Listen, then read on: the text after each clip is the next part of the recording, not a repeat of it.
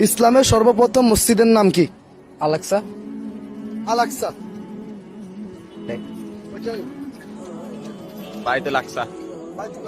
বাইতুল আকসা, আল-আকসা দুটোর নাম এক। বাইতুল মুকাররম। বাইতুল মুকাররম এটা তো বাংলাদেশ। আচ্ছা, এটা তো বাংলাদেশ। দিয়ে দিচ্ছি।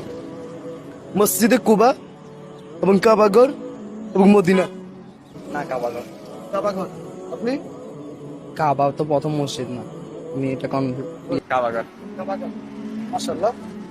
দেখতে পাচ্ছি আপনাদের উত্তরটা ভুল হয়েছে।